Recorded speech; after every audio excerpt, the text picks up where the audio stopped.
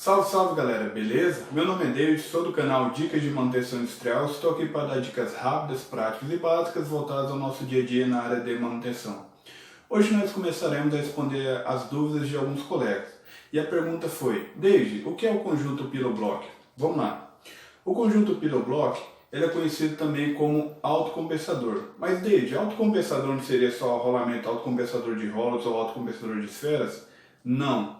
O conjunto Pillow-Block ele é conhecido como autocompensador por quê? Porque ele aceita um certo desalinhamento de aproximadamente 5 graus. Mas esse desalinhamento ele não é recomendado porque o canal de lubrificação do rolamento sairia fora, o que iria ocasionar carência de lubrificação e parada inesperada no teu equipamento. O recomendado seria um desalinhamento, se precisar, no conjunto, e ele aceita de mais ou menos 2 graus. Por quê? Nesse mais ou menos 2 graus, o canal de lubrificação permanecerá junto com o canal de lubrificação do bancal, o que ocasionará uma boa lubrificação no teu conjunto.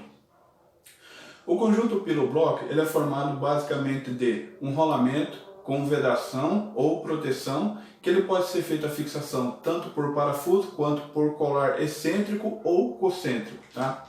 Ele também é formado, no caso pode ser por um mancal de ferro fundido, que ele tem uma ótima resistência mecânica e uma boa dissipação de calor. Lembrando que atualmente nós conhecemos 4 tipos de ferro fundido: o cinzento, o nodular, o maleável e o branco.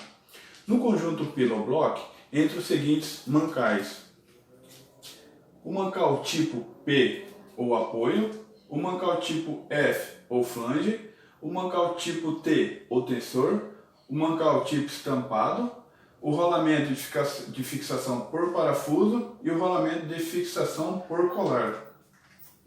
Esse conjunto Pillow-Block ele é recomendado onde? É recomendado onde outros tipos de mancais ou componentes não consigam atender a demanda.